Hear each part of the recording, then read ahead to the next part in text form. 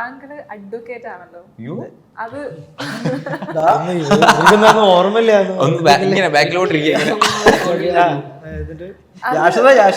കഴിഞ്ഞ ഇന്റർവ്യൂവിൽ ഞാൻ അറിഞ്ഞു, ഞങ്ങൾ ഒരുമിച്ചായിരുന്നു, അതിൽ ഞാൻ ഇപ്പുറം വന്നിരുന്നത്.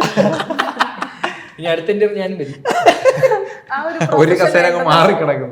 ആ ഒരു പ്രൊഫഷൻ വേണ്ടെന്ന് വെച്ചിട്ടാണല്ലോ ഇതിലേക്ക് ഇറങ്ങിത്തിരിക്കുന്നത്. അപ്പം ആ ഒരു ഹോപ്പ് എന്താ, മുന്നിലുള്ള ഒരു പ്രതീക്ഷ? ഞാൻ കോളേജിൽ നിന്ന് ഇറങ്ങി, ഞാൻ ലോ കോളേജിൽ നിന്ന് ഇറങ്ങി ഒരു 4 വർഷം വർക്ക് ചെയ്തു. ഒരു 2 വർഷം ചെന്നൈ, 2 വർഷം കൊച്ചി. അപ്പോൾ ഒരു 4 വർഷം വർക്ക് ചെയ്താണ് ഇതിലേക്ക് വന്നത്. എൻ്റെ പ്ലാൻ 1 വർഷം മാക്സിമം 2 വർഷം വർക്ക് ചെയ്യാം, ഒരു മിനിമം സേവിങ്സ് ഉണ്ടാക്കിയിട്ട് ഇറങ്ങാം, എന്തെങ്കിലും ഒരു പരിപാടി തുടങ്ങാം. അന്ന് യുറേക്ക അങ്ങനെയൊന്നും മനസ്സിലില്ല, കോണ്ടന്റ് ക്രിയേഷൻ, റീൽസ് ഒന്നും അന്ന് പ്ലാനില്ല. എന്തെങ്കിലും വർക്ക് ചെയ്യണം, നമുക്ക് താല്പര്യമുള്ളൊരു ഫീൽഡിലേക്ക് വരണം, അത്രേ പ്ലാൻ ഉണ്ടായിരുന്നുള്ളൂ. ഈ 4 വർഷം വർക്ക് ചെയ്തപ്പോൾ തന്നെ എനിക്ക് ഓൾറെഡി ഭയങ്കര ലേറ്റ് ആയ പോലെ തോന്നി.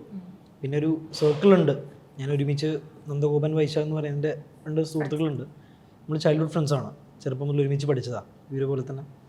അപ്പോൾ അവരൊക്കെ പേപ്പർ ഇട്ട് റിസൈൻ ചെയ്ത് ജോലി വിട്ട് ഇറങ്ങിയതാണ്.